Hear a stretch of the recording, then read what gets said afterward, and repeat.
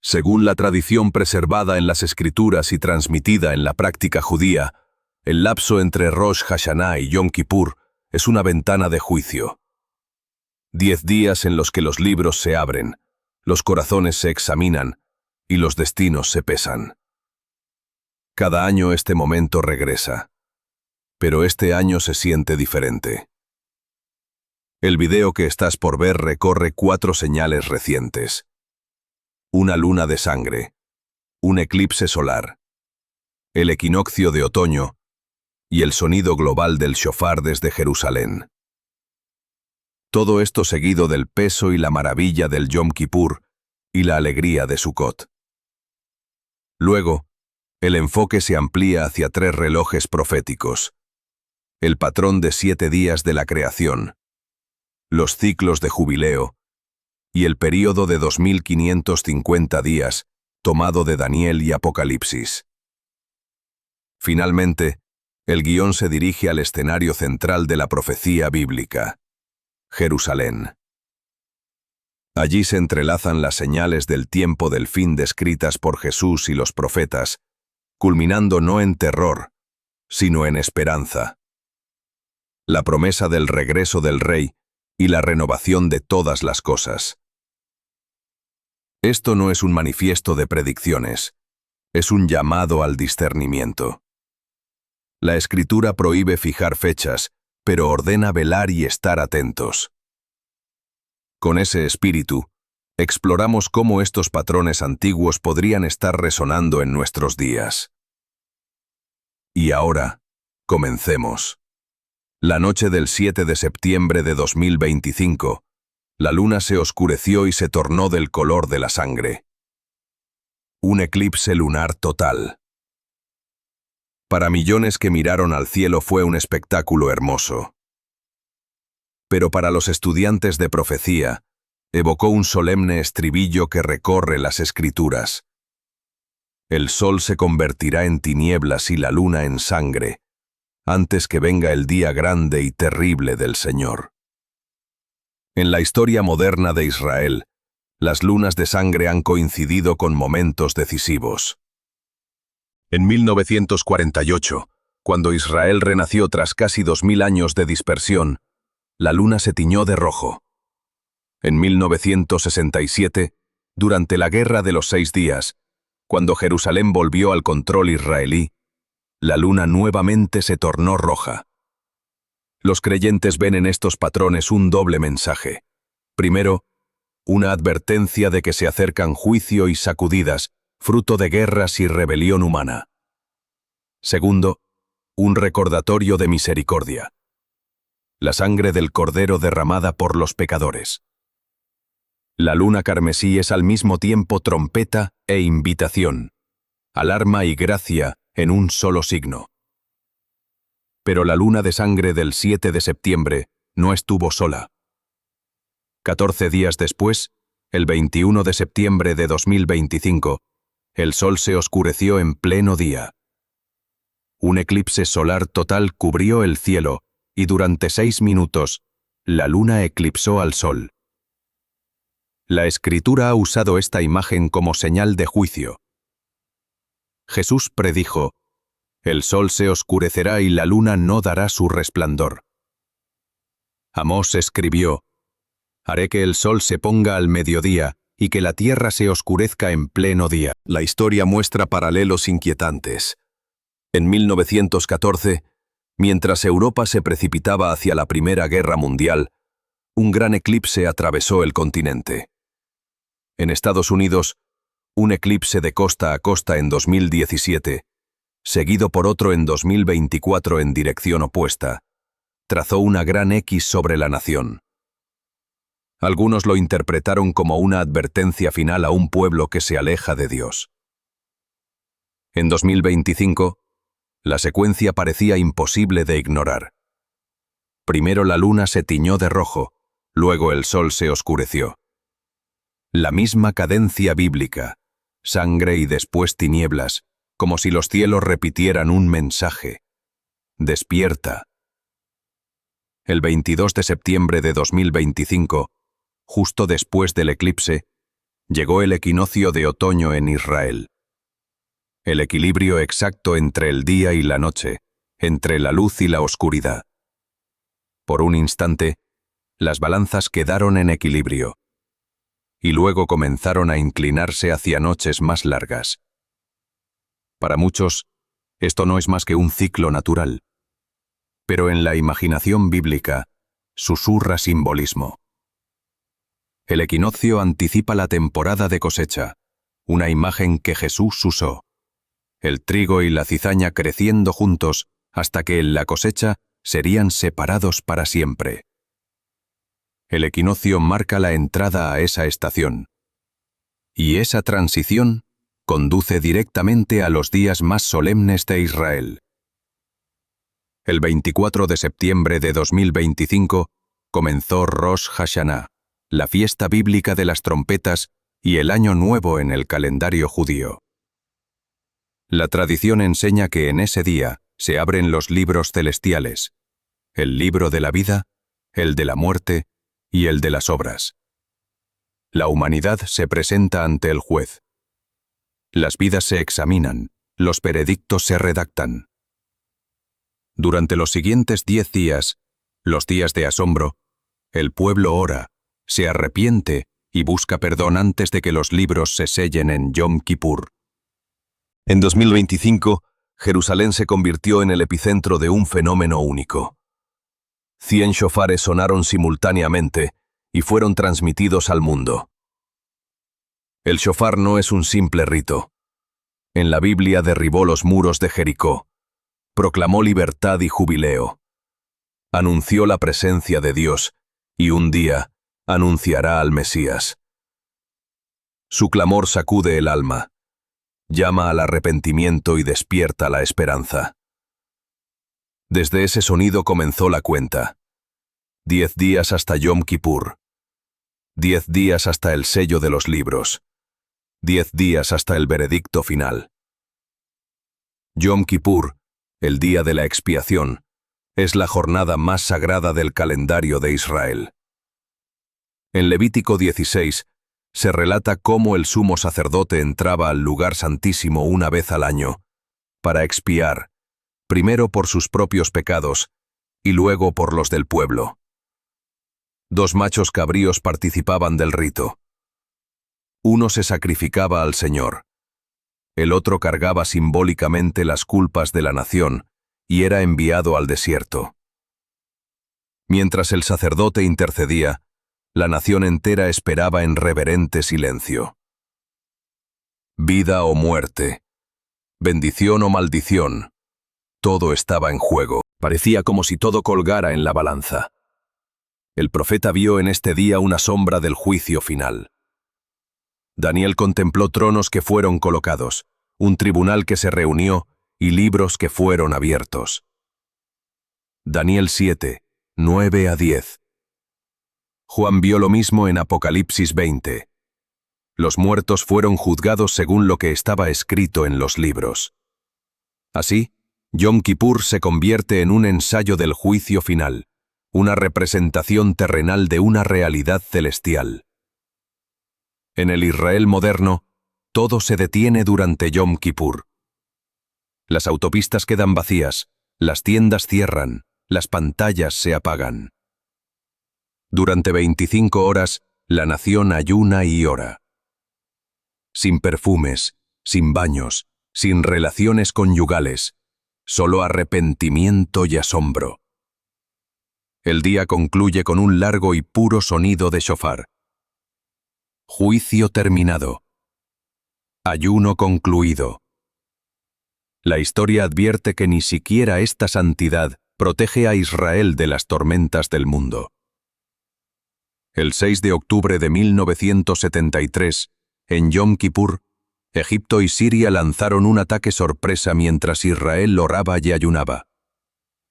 La nación tambaleó, pero sobrevivió. La memoria permanece. En los días santos, el destino puede cambiar.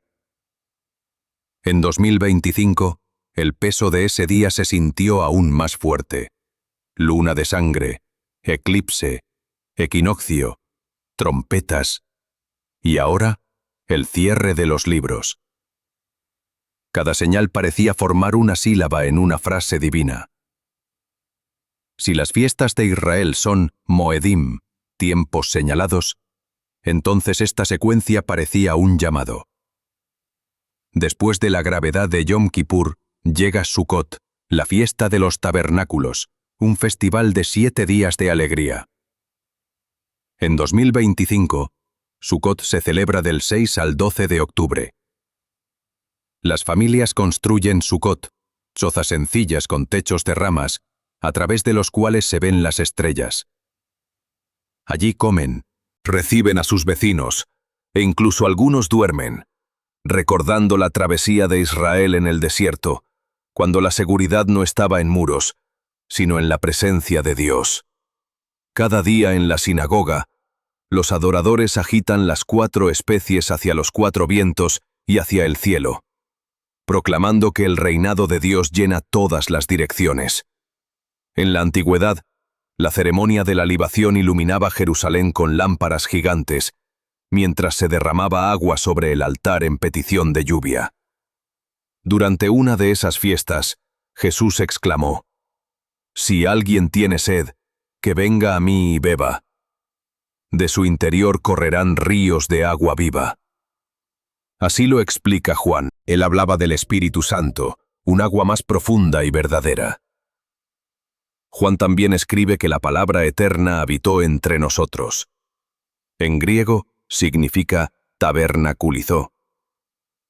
Jesús fue y es el tabernáculo de Dios entre su pueblo. Apocalipsis 21 completa el arco. He aquí, el tabernáculo de Dios con los hombres, y Él habitará con ellos. Sukkot anuncia la meta de la historia: Dios con nosotros para siempre. Los estudiantes de profecía suelen hablar de tiempos y estaciones como relojes.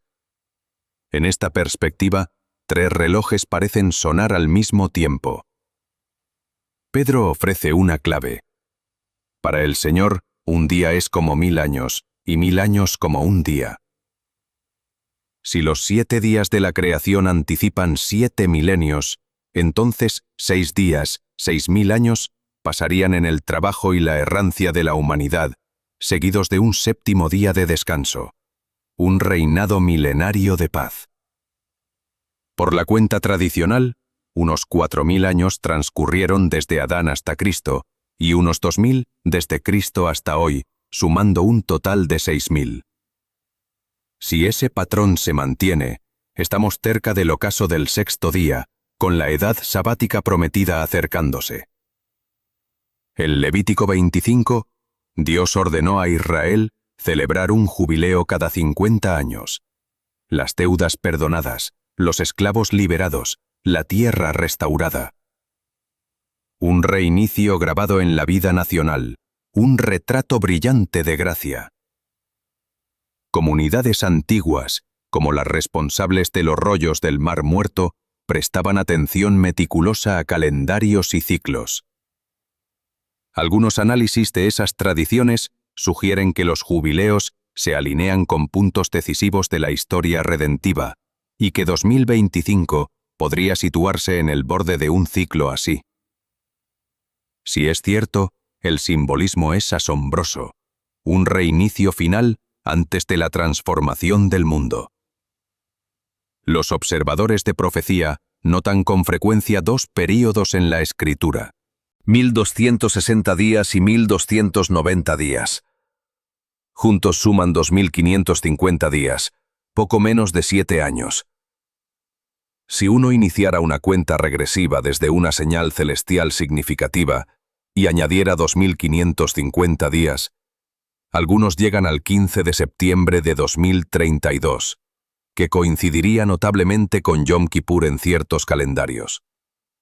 Sin fijar fechas, la convergencia es notable. La semana de la creación, la liberación del jubileo y un arco de 2550 días apuntan hacia un horizonte similar. El punto no es certificar un calendario, el punto es discernir una temporada. Jesús dijo a sus discípulos que no persiguieran fechas, sino que leyeran las señales. 3 señales destacan en particular. Señal 1. La agitación global. El inicio de dolores de parto. Oirán de guerras y rumores de guerras. Nación contra nación. Reino contra reino. Habrá hambres y terremotos en diferentes lugares. Todo esto es apenas el principio de los dolores. Los dolores no son el nacimiento. Son el anuncio de que la vida nueva está cerca. Cuando guerras y desastres se intensifiquen, no es momento para el miedo paralizante, sino para la esperanza sobria. El Rey se acerca. Señal 2. Presión sobre la Iglesia. Traición, falsos maestros y amor enfriado. Jesús advirtió que la prueba atravesaría al pueblo de Dios. Algunos se traicionarían, muchos se apartarían, falsos profetas engañarían, y la maldad enfriaría el amor. Solo los que perseveran hasta el fin serán salvos. Las pruebas más feroces no siempre provendrán de enemigos externos, sino de la corrupción interna. La voz que susurra que la verdad puede negociarse. Señal 3. Jerusalén, el punto focal de la profecía. La ciudad de Jerusalén ancla la profecía del tiempo del fin. Jesús señaló la abominación desoladora en el lugar santo. Pablo habló del hombre de pecado exaltándose en el templo de Dios. Apocalipsis describe una confrontación final que converge en la ciudad santa. Cuando los eventos en torno a Jerusalén se aceleren, el templo, los sitios sagrados, las fronteras disputadas, el reloj profético marcará con fuerza. La Escritura insiste: la geografía de Israel no es solo un mapa, es un escenario donde se representan pactos, advertencias y promesas. Ezequiel describe a un líder del norte, Gog, que reúne una coalición de naciones para cubrir Israel como nube sobre la tierra. El resultado no será la derrota de Israel, sino la autorrevelación de Dios. La tierra temblará en un gran terremoto. Fuego descenderá. El ataque colapsará bajo el peso de la intervención divina. La victoria no será atribuida a generales ni ejércitos, sino al Señor mismo. Jesús describió un momento que hará temblar a los más fuertes. El sol se oscurecerá, la luna no dará su luz, las estrellas caerán del cielo, y los poderes de los cielos serán sacudidos. No es clima ordinario ni un simple eclipse, es agitación cósmica. Pero la oscuridad no es condena, es anuncio. En ese negro aparecerá una luz, la señal del Hijo del Hombre, brillante como relámpago, visible en todo el mundo. Él viene con las nubes, y todo ojo lo verá. Entonces vendrá un sonido, la trompeta de Dios. El Señor mismo descenderá con voz de mando, con voz de arcángel y con trompeta de Dios. Los muertos en Cristo resucitarán, y los vivos serán arrebatados para encontrarse con Él. La séptima trompeta anuncia: el reino del mundo ha venido a ser de nuestro Señor y de su Cristo. Para el pueblo de Dios, la trompeta no es terror, es la llamada a casa. Dios no dio señales para llenar calendarios, sino para guardar corazones. Jesús dijo: nadie sabe el día ni la hora, ni los ángeles ni el Hijo, solo el Padre. Pero reprendió a su generación por no discernir los tiempos. Las dos verdades permanecen. No especules con fechas, pero mantente espiritualmente despierto. La Escritura pone una gran decisión frente a todos: la justicia. No la nuestra, sino la de Cristo. Ninguna obra humana puede comprar la eternidad. Solo la justicia de Jesús sostiene. No se gana, se recibe. Es un regalo de gracia. Él vivió la vida que no pudimos vivir. Cargó la ira que no podíamos soportar. Su cruz abre el puente, su resurrección abre las puertas. Fuera de él hay juicio. En él hay perdón, adopción y vida. La pregunta no es ¿cuándo sucederá?, sino ¿estoy listo cuando suceda? La ventana de misericordia es ahora. La luna de sangre dice, el juicio se acerca, pero la misericordia aún llama. El eclipse dice, el poder humano no es supremo. Dios gobierna. El equinoccio dice, la cosecha está lista. Las trompetas dicen, despierta, arrepiéntete, el rey viene. Todas las señales forman un solo acorde. El mensaje no es miedo, sino esperanza. El llamado no es especular, sino velar.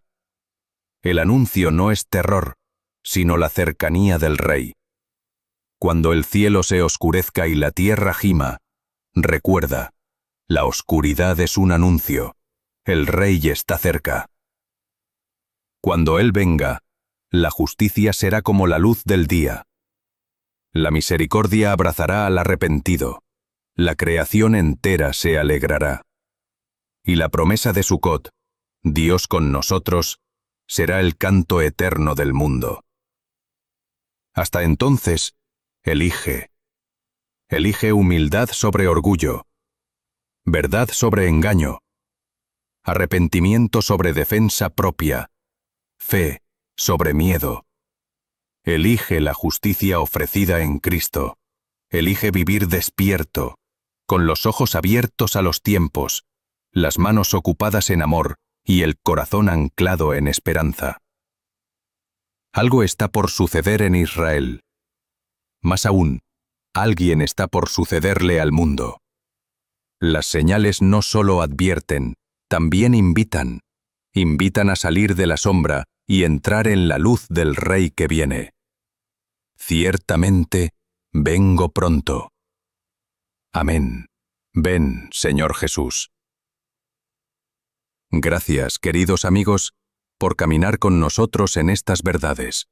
Mi oración es que Dios abra tus ojos, fortalezca tu corazón y te acerque cada vez más a su Hijo, para que en aquel gran día seas hallado listo y lleno de gozo. Si este mensaje tocó tu espíritu, compártelo. Deja un comentario con tus reflexiones y suscríbete para no perder futuros mensajes sobre las señales de los tiempos y la esperanza en Cristo.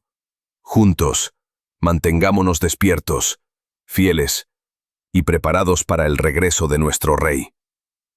Que el Señor te bendiga y te guarde, ahora y siempre.